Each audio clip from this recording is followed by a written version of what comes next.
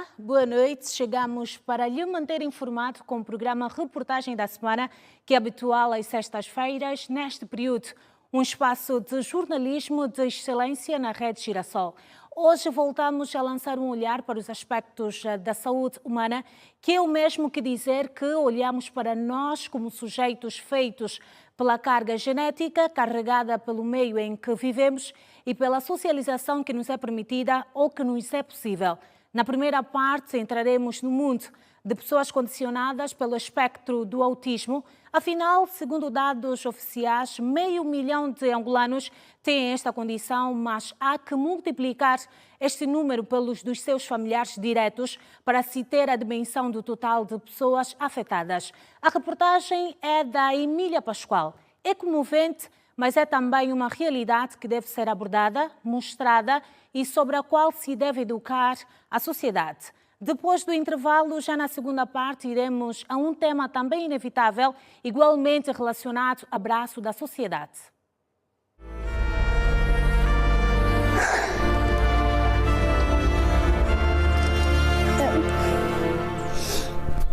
É complicado mesmo.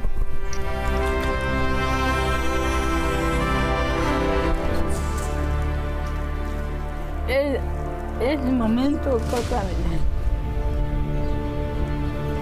é complicado.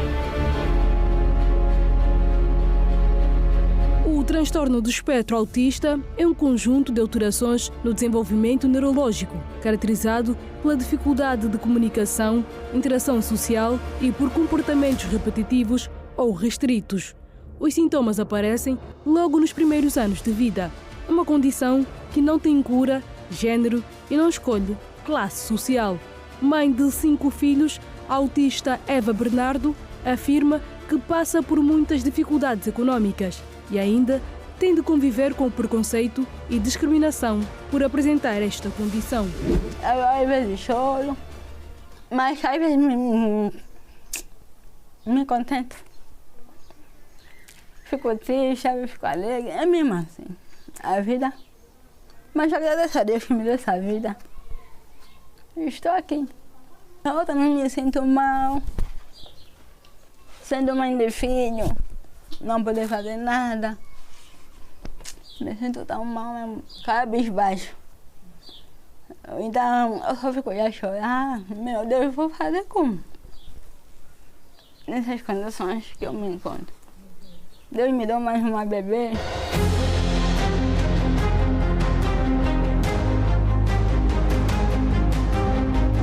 Atualmente, pensa-se em múltiplas causas para o autismo, entre elas fatores genéticos, biológicos e ambientais. A psicóloga clínica Alfa Kepache diz que o processo de socialização constitui uma das principais barreiras para os autistas. O mais difícil vai ser principalmente a relação que nós temos que criar desse indivíduo com o contexto social, porque como uma das principais características do transtorno é a dificuldade a nível social, e é no processo de socialização onde a criança, o indivíduo aprende as diferentes habilidades que precisa desenvolver. Então, acredito que seja um dos maiores desafios e, principalmente, conseguirmos incluir a família dentro do processo para termos maiores resultados a nível de objetivos e alcançar esses objetivos que foram traçados. Dados do Instituto Nacional de Estatística indicam que mais de 500 mil angolanos são portadores do transtorno do espectro autista. Deste número, 157 mil residem em Luanda. Especialistas defendem a necessidade do diagnóstico precoce e também o tratamento desde a infância até a idade adulta. Tem idade para a criança aprender com mais facilidade a questão da neuroplasticidade. Porque, por exemplo, se uma criança vem para a terapia já com 7 anos e é uma criança que tem muitos sinais ali evidentes, isso vai atrapalhar bastante no desenvolvimento dela nas outras áreas, escola, na comunidade, porque se ela não foi diagnosticada cedo, mas tem ali o transtorno do espectro autista, com certeza isso impacta na vida dela diária. E quando chegar, já vai perder o tempo que têm maior neuroplasticidade.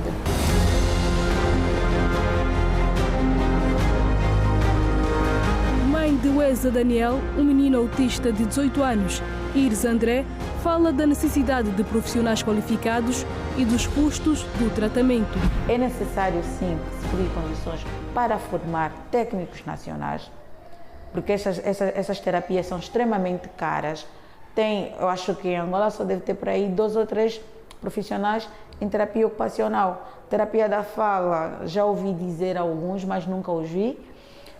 E já imagina quem é que atua nesta área, são os expatriados. E o preço que eles cobram é muito alto, então isso fica muito aquém de quem é funcionário público, quem não trabalha, para poder aceder a esses serviços, é mesmo para quem tem dinheiro para ter acesso a esses serviços.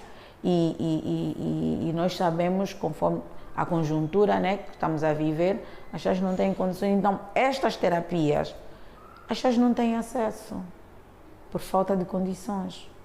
E são terapias cruciais para o desenvolvimento destas pessoas.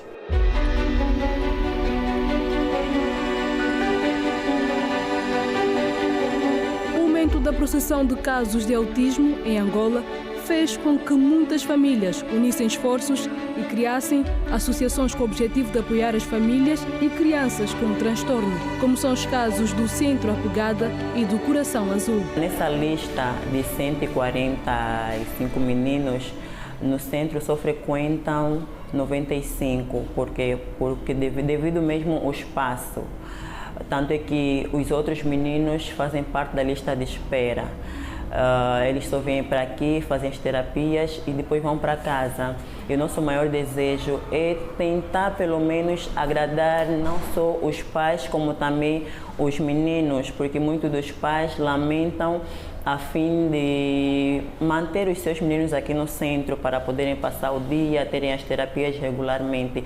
Mas infelizmente o centro não tem condições para poder manter esses meninos cá no centro, quer seja mesmo o espaço, a alimentação. Em 2016 criamos o Coração Azul e no dia 22 de setembro inauguramos o Coração Azul. E estamos aqui até hoje, que apoiam pessoas com autismo, foram criadas por pais, por conta das necessidades que elas sentem em primeira mão, em ver melhorias ou então melhores condições para os seus filhos. Então os pais se unem aos outros, criam tudo para dizer, ok, nós estamos aqui, né? Precisamos de condições, precisamos de apoio e nós não fizemos diferente. A família base e o suporte para lidar com as diversidades. Alfa Kipache fala da importância de uma rede de apoio. A sobrecarga de lidar com um filho atípico às vezes é alta e se você não tem uma rede de apoio fica muito complicado gerir a situação. E temos um fator muito que temos observado muito a nível social, que é o abandono dos pais, que deixam as mães com a maior sobrecarga. Então, nesse processo todo, temos observado, sim, famílias que muitas vezes não conseguem dar continuidade ao processo de intervenção, porque justamente também são famílias que precisam de apoio a nível emocional para conseguirem gerir a situação do filho que têm. Todos somos iguais. Não existe um ser que é mais importante que o outro. Um abraço sincero pode salvar inúmeras vidas. Por isso, diga não ao preconceito. Vamos agora a um curto intervalo. Regresse conosco. Até já.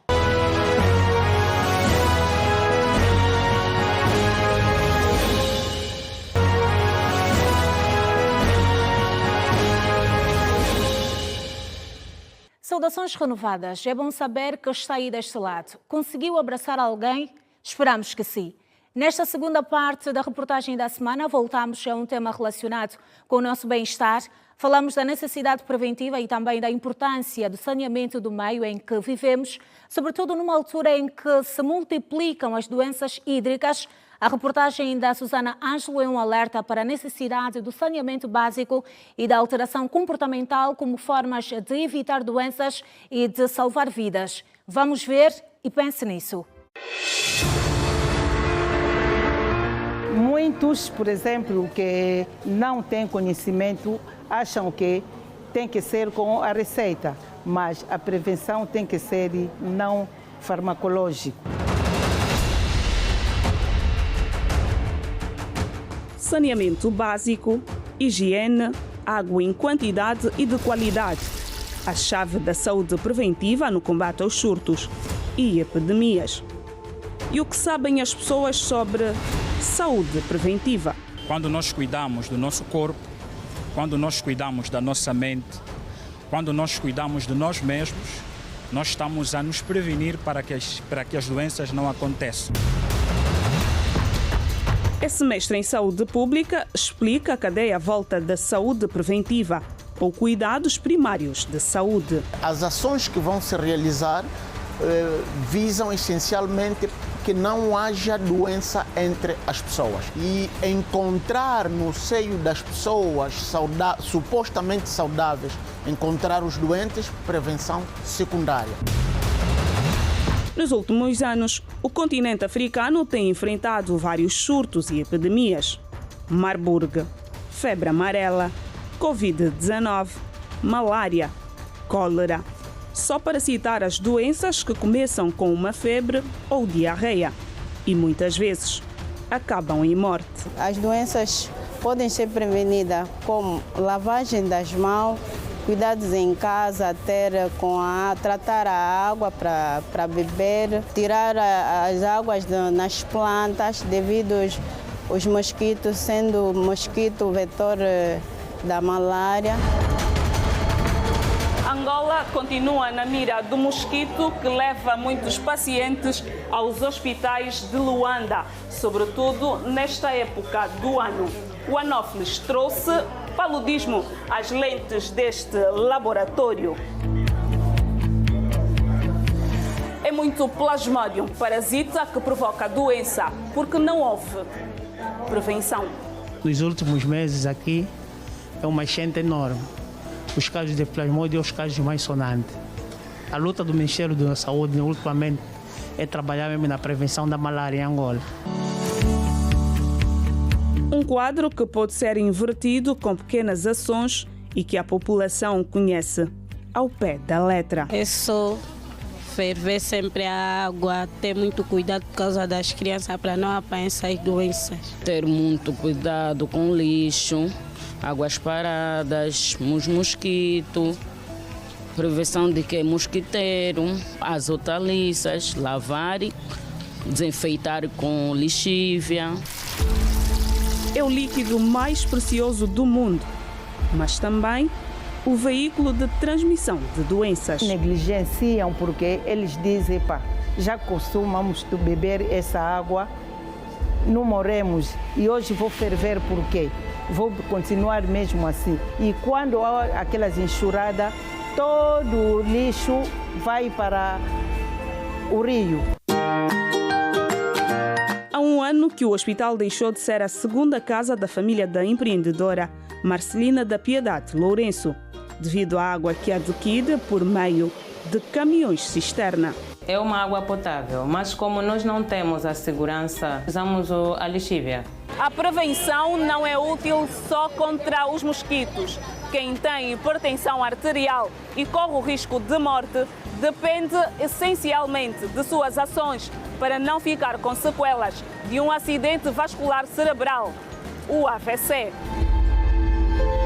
E Marcelina, que achava que a água era o único inimigo, descobriu cedo, aos 26 anos, o que a levou a ter hipertensão. Nunca pensei que o sol seria o meu maior inimigo, nunca pensei nisso. Os hábitos alimentares, exercícios físicos, com esses métodos todos nós podemos evitar muitas doenças. Só uso os medicamentos porque é obrigatório, porque tenho que cuidar da minha saúde. Um dos pontos muito importantes de nós prevenirmos a nossa saúde é nós escolhermos aquilo que nós vamos comer.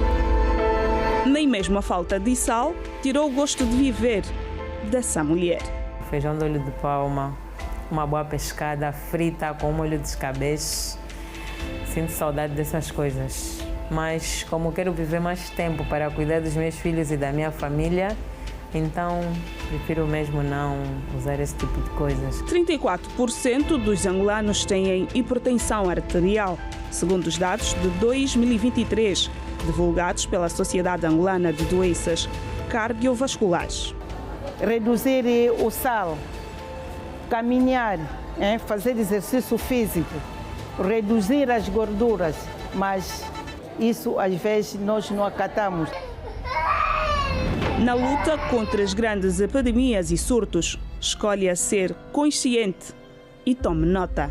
Se nós prevenirmos já a partir da base, não vamos chegar ao extremo. A cada dia que passa, nos deparamos com o surgimento de novas doenças. Atualmente, por exemplo, o país enfrenta um surto de cólera que continua a ceifar vidas, sendo a província de Benguela a liderar as estatísticas de casos registados. E a saúde preventiva desempenha um papel fundamental ao evitar doenças, reduzir riscos e promover o bem-estar da população. Atenção, previna-se. E é desta forma que terminamos o programa Reportagem da Semana, por sinal, a terceira edição deste mês dedicado ao trabalhador, um espaço com imagens do nosso mundo, da nossa forma de estar e de ser. O nosso compromisso está marcado para a próxima sexta-feira com o contar de mais histórias. Este jornalismo aberto e profundo você tem aqui na Rede Girassol, onde o futuro é agora. Boa noite.